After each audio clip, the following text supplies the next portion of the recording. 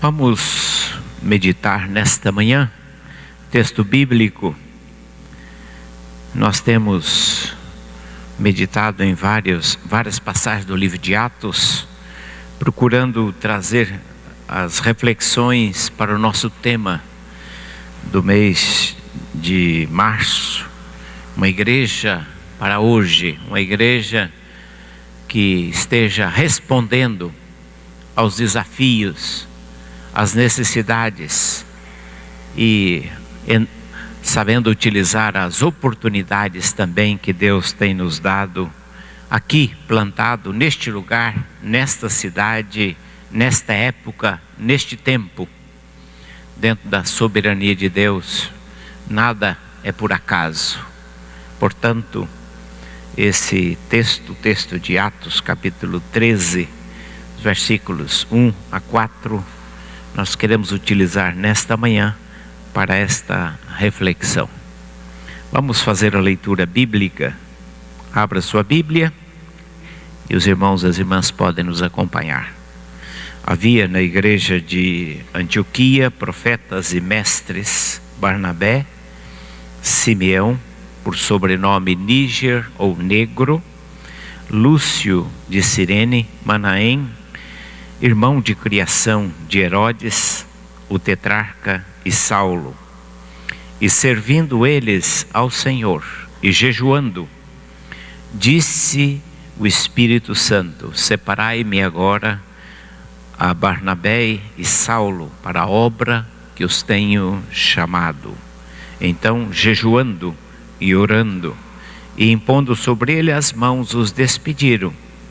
Enviados, pois, pelo Espírito Santo, desceram a Seleucia e dali navegaram para Chipre e outros lugares. E nós paramos a leitura por aqui, porque este é o ponto de partida para a nossa reflexão nesta manhã.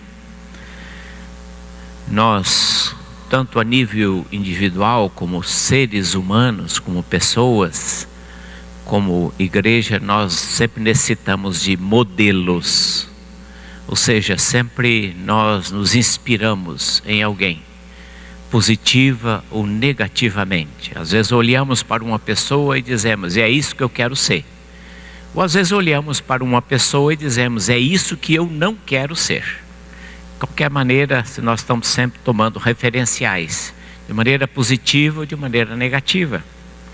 Isso não é diferente como igreja. Nós olhamos para os modelos, exemplos, para referências, e dizemos: é isso, nós queremos ser como igreja, é por aqui que nós queremos caminhar. Agora, é verdade que nesse processo, às vezes, nós corremos o risco simplista de simplesmente querer copiar modelos. Eu me recordo, eu tive o privilégio de, alguns anos atrás, participar de uma reunião na Coreia do Sul. Nós ficamos lá 10 dias numa reunião e oportunidade que conhecemos várias igrejas, e naquela ocasião nós fomos hospedados por aquela que é considerada a maior igreja local do mundo, a igreja do Evangelho Pleno, do Paul Young-cho. Naquela época eles reivindicavam ter cerca de 700 e poucos mil membros, só uma igreja. É verdade que ela estava espalhada por toda a Coreia, mas eles diziam que era uma igreja local. E de fato, o templo muito grande, muitos cultos no domingo. E aquela igreja cresceu de uma maneira exponencial, a partir dos grupos familiares. E quando o Paul Young-cho escreveu um livro, Os Grupos Familiares e o Crescimento da Igreja, e esses livros foram traduzidos e chegaram para o Brasil, eu me recordo que muitas igrejas se empolgaram com a história do crescimento explosivo daquela igreja, que em menos de 30 anos ele começou do zero. Aquela igreja atingiu uma marca fantástica de crescimento.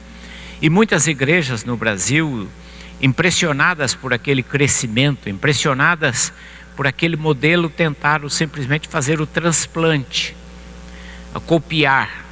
E eu conheci igrejas que do dia para a noite, de agora em diante nós vamos funcionar com grupos familiares e nós vamos funcionar assim e pronto. E esse era o segredo do crescimento.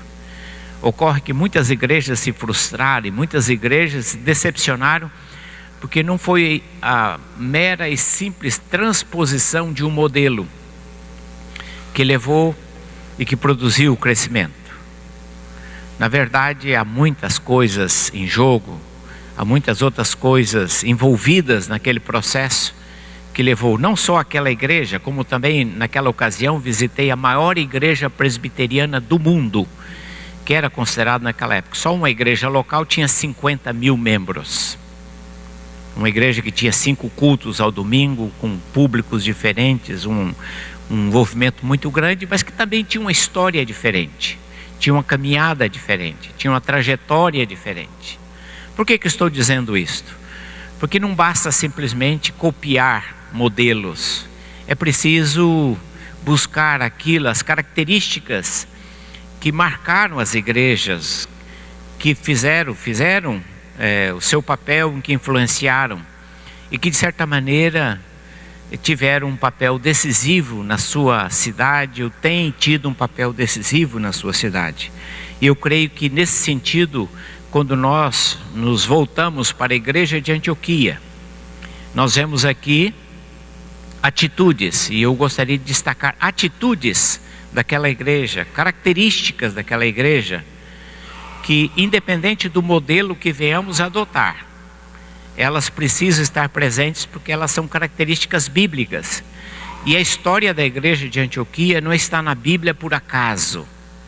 Ela está na Bíblia, esse relato está, para que nós, olhando para a história, olhando para este exemplo, nos inspiremos nas características, nas marcas, naquilo que é permanente, naquilo que é inegociável, naquilo que é decisivo, que em qualquer circunstância, seja qual for o modelo, seja qual for a localização, seja qual for o momento, essas características, elas precisam sempre fazer parte da vida, do estilo de vida da igreja, porque elas são características consideradas características bíblicas, características fundamentais na existência. E a primeira característica que nós queremos colocar é a diversidade.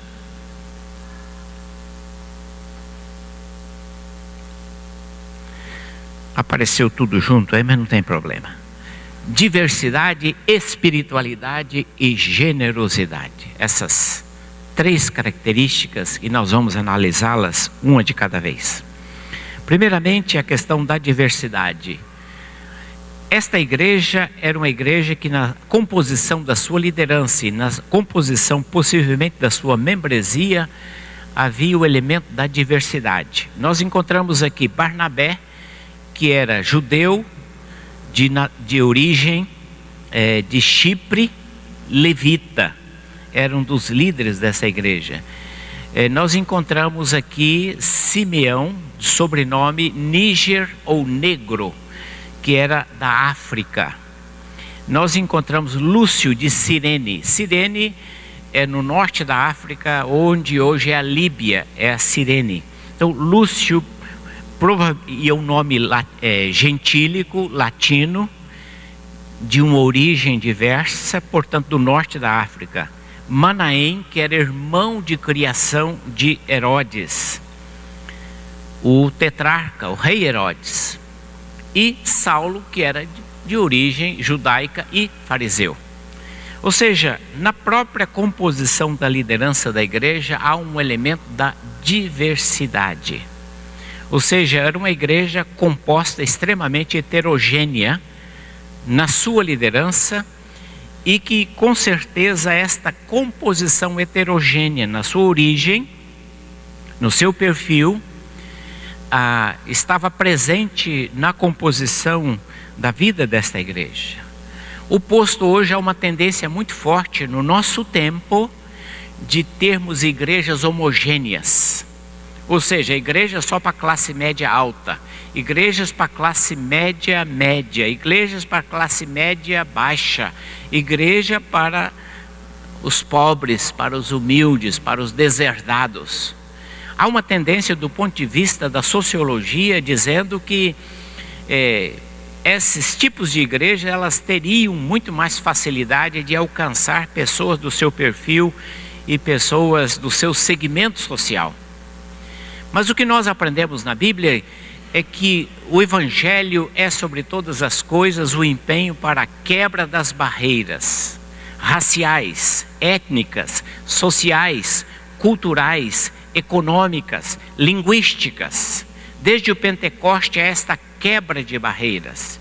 E o grande desafio da igreja é viver esta comunidade, onde as barreiras são quebradas, onde os muros são derrubados, onde as tensões, elas já não mais persistem, tensões que trazemos conosco, divisões que trazemos na alma, na cultura, da sociologia, da economia, da posição social, mas que na igreja é o espaço por excelência para a vivência de uma comunidade, onde essas tensões, onde essas barreiras, esses muros, eles precisam ser derrubados, onde o erudito senta-se ao lado daquele semi-analfabeto, onde aquele que é socialmente privilegiado senta-se ao lado do humilde à mesa do Senhor, para ali conviver, e em Cristo encontram unidade, em Cristo encontra os pontos em comum, e em Cristo encontra os meios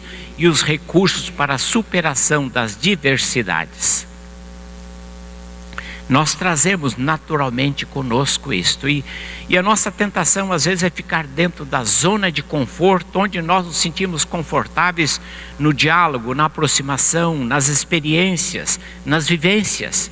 Mas o desafio da igreja, o nosso desafio, se queremos ser uma igreja relevante, é estar sempre e permanentemente lutando pela superação das diferenças, pela superação daquilo que às vezes, do ponto de vista humano, nos separa, nos distancia, mas que por causa de Cristo, e em Cristo, e pelo poder de Cristo, nós podemos viver a plenitude desse senso de comunidade. Foi isso que Cristo fez com o seu grupo de apóstolos, de uma diversidade tremenda. Pessoas das origens mais distintas e diversas possíveis. Mas Jesus trouxe e costurou e fez um amálgama daqueles 12, no empenho de construir ali os alicerces de uma comunidade que precisa sempre ser o nosso desafio como igreja. O nosso empenho de atravessar as fronteiras, de cruzar os limites, de ir ao encontro do outro, superando as distâncias que nós, seres humanos, construímos e instalamos na nossa mente, na nossa visão, na nossa percepção de mundo. Mas a segunda qualidade, marca desta igreja, é a espiritualidade. O texto bíblico diz: e servindo eles ao Senhor e jejuando e orando. Esta igreja, essa marca. A palavra servir aqui é a tradução da palavra grega de liturgia, e cultuando eles ao Senhor. A palavra liturgia é a palavra designada para culto, para serviço a um Deus, o a Deus. Então, e servindo eles, ou seja, cultuando eles e adorando eles ao Senhor, e jejuando e orando, ou seja, esses três componentes do culto, da oração, do jejum na vida daquela igreja, é que se tornou a oportunidade para que o Espírito Santo falasse. Foi nesse contexto que o Espírito falou. Foi nessa circunstância. E essas são experiências comunitárias. Essas são experiências para serem vivenciadas em conjunto. E servindo eles ao Senhor, Deus falou. Deus usou pessoas para falar àquela igreja, porque nessa experiência da prática do jejum, da oração, da adoração, de cultuar a Deus em conjunto, e nessa experiência a oportunidade de escutar e de discernir a voz de Deus. Mas são essas experiências também que possibilitam o discernimento daquilo que Deus está falando, daquilo que Deus está dizendo. Portanto, o discernimento da voz de Deus não é uma experiência solitária, isolada. Deus me revelou e eu estou dizendo aqui para os irmãos o que Deus revelou. Mas é no processo da vida em comunidade, na vida em conjunto, Deus vai mostrando e Deus vai confirmando. E Deus vai consolidando visões e Deus vai confirmando nos corações aquilo que dele procede. Não é este modelo de igreja em que um líder se levanta e diz: é por aqui, todo mundo tem que seguir, abaixa a cabeça. Mas é um processo em que a igreja comunitariamente vai discernindo a voz de Deus, vai discernindo a orientação de Deus, vai discernindo os caminhos de Deus. E ela pode, nesse processo, crescendo, porque não é apenas um indivíduo de maneira isolada que diz o que a igreja tem que fazer, mas a igreja como um todo, como corpo.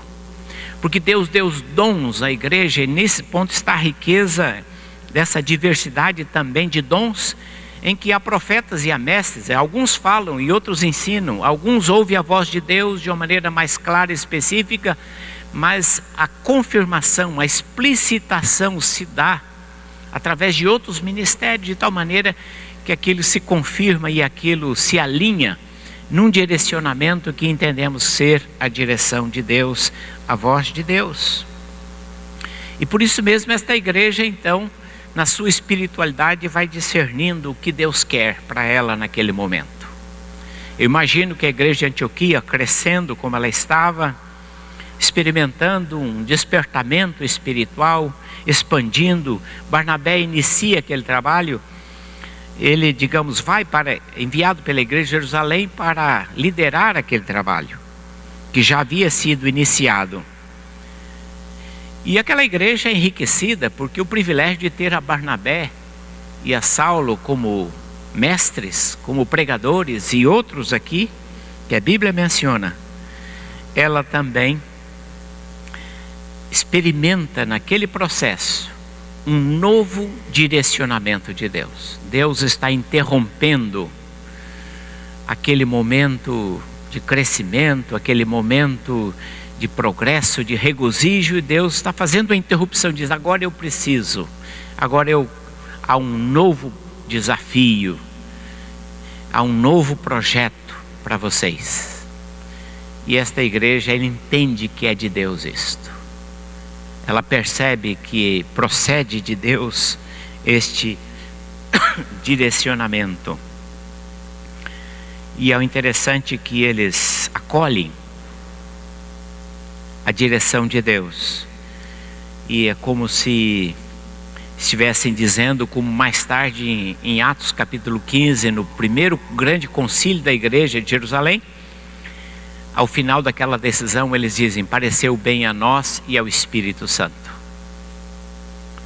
Então aqui também esta igreja está dizendo: pareceu bem a nós e ao Espírito Santo enviar a Barnabé e a Saulo para a obra missionária. E esta espiritualidade da igreja de Antioquia, ela se manifesta não só no discernimento da voz de Deus, na compreensão do que Deus está dizendo, no direcionamento que Deus está fazendo, na sensibilidade para onde Deus está inclinando a igreja, mas também na obediência, porque ela cede. Mas essa espiritualidade se manifesta através da autoridade, porque quando Barnabé e Saulo são enviados, eles têm que enfrentar uma oposição através daquele mago chamado Elimas, que era instrumento de Satanás para impedir que o evangelho fosse pregado a um líder político, a um líder do governo, o procônsul Sérgio Paulo. E esse mago estava ali impedindo a pregação do evangelho, impedindo que ele entendesse o evangelho. E Paulo se levantou na autoridade do Espírito, repreendeu e ordenou que ele ficasse cego, porque ele estava sendo um instrumento das trevas. Isso é autoridade. Mas essa autoridade do Paulo não brota naquele momento. É uma autoridade construída num ambiente de espiritualidade. É uma autoridade que emana também do estilo de vida da igreja. De maneira que não era autoridade isolada. Paulo havia vivenciado isto, construído junto, essa submissão a Deus, porque eram submissos ao Espírito, tinha autoridade agora para determinar a um espírito das trevas que ele se calasse, que ele parasse de interromper.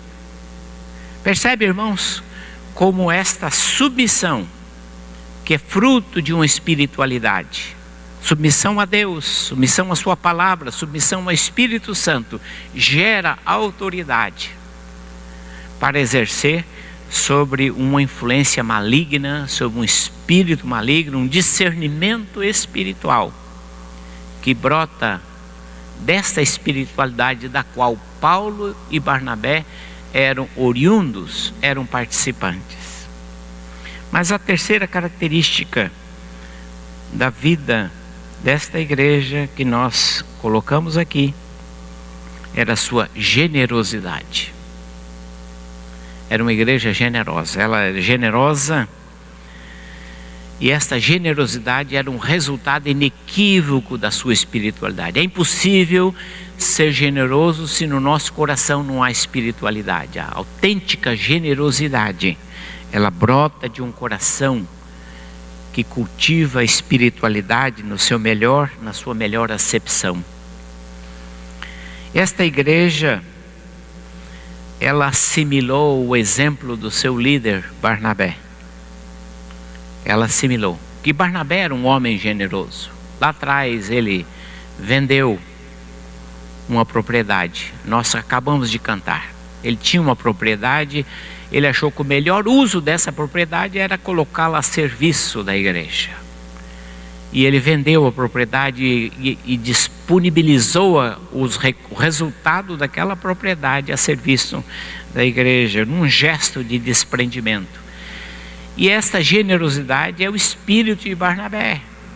A generosidade não só com relação às coisas materiais, mas a generosidade nas atitudes, no espírito, na forma como olha as pessoas, na forma como trata as pessoas. A generosidade no olhar, a generosidade na consideração, a generosidade no relacionamento. É esse tipo de generosidade que marca e que faz a diferença. Quando Saulo tentou se inserir na igreja de Jerusalém, ele foi rejeitado. Mas Barnabé foi lá e, com a sua sensibilidade generosa, e apresentou: não, irmãos, pode acreditar, o moço se converteu, a conversão foi genuína, eu assino embaixo, pode aceitar. Esta generosidade na atitude. Como foi generoso com seu sobrinho João Marcos quando falhou, Paulo queria excluí-lo, diz: não, vamos dar uma oportunidade. Isto é generosidade, caminhar uma segunda milha, perceber necessidades, você discernir que Deus pode transformar este olhar generoso de Barnabé, que marcou a igreja de Antioquia. Esta igreja assimilou isto. Louvado seja Deus por isto que essa igreja assimilou.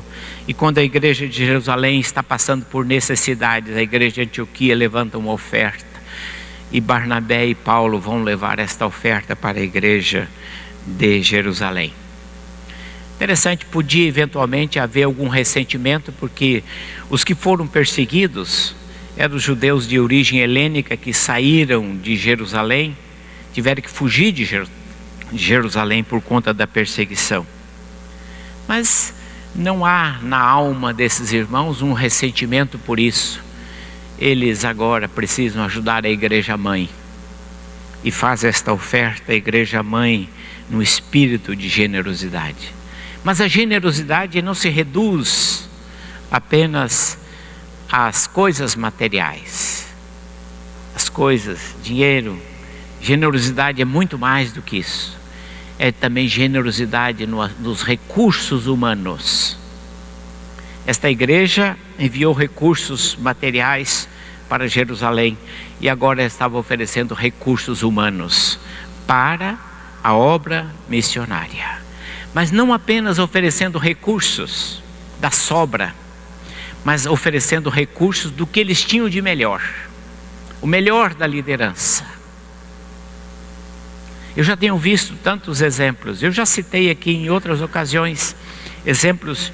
Uma ocasião, uma igreja que pastoreava, nós fizemos um desafio para termos uma biblioteca na igreja, e as pessoas trouxeram livros velhos, livros escolares que já haviam sido preenchidos, que não tinham mais valor para ninguém, mas trouxeram para a biblioteca da igreja. Eu fiquei escandalizado com essa atitude, que às vezes você oferece para a igreja, oferece para o Senhor, quebra a geladeira, você compra uma geladeira nova e manda aquela velha para a igreja. Você quebra o fogão, você compra um fogão novo, moderno, e manda aquele fogão caindo aos pedaços para a igreja.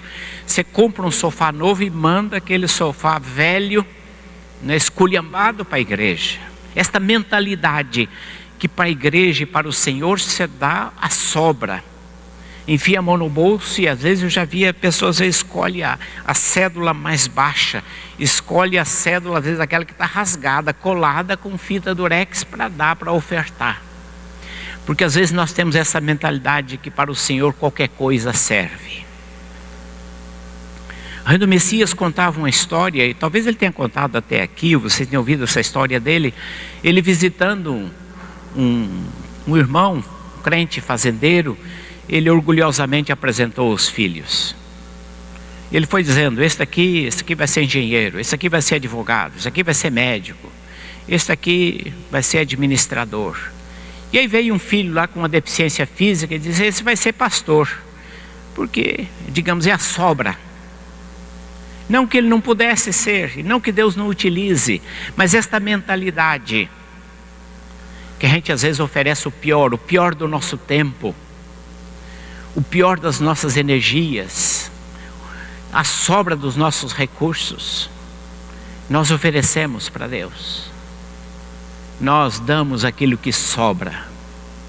Havia um pastor que falava muito sobre dízimo. Ele dizia: olha, sobra você dá para cachorro, mas para Deus é primícias, o melhor. A igreja de Antioquia era generosa, porque o Espírito estava pedindo a sua liderança: enviai-me agora, separai-me agora a Barnabé e a Saulo para a obra que os tenho chamado. E eles prontamente ofereceram: Senhor, mas Barnabé, quem que vai ficar sem os sermões do Barnabé aqui na nossa igreja? É o nosso líder desde o início, Barnabé. Como é que nós vamos sobreviver, seu Barnabé? E Saulo, nossa, esse homem é uma sumidade, uma capacidade extraordinária, uma cultura fabulosa, é um homem de Deus. Este homem tem que ficar aqui em Antioquia. Essa igreja está crescendo e a igreja precisa de Saulo.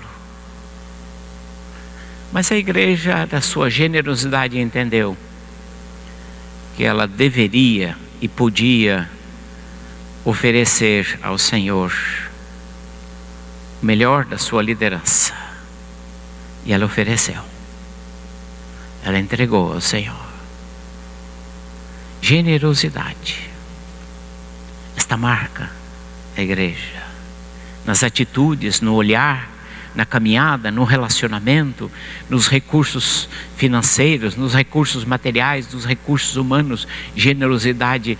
Nós precisamos hoje de igreja, e uma igreja que seja generosa, que tenha no seu coração o propósito de, sendo sensível aos apelos, aos desafios de Deus, oferecer o melhor, crendo que Deus supriria. Eu quero finalizar, irmãos, a nossa meditação. O que Deus quer de nós para que nós sejamos uma igreja para os dias de hoje, uma igreja relevante? O que Deus precisa de nós? De que maneira nós podemos ser instrumentos? Nós podemos ser os recursos de Deus. Deus não tem outros recursos para Sorocaba senão a sua igreja. E nós somos parte da resposta de Deus. Nós somos parte. Isso é um privilégio muito grande.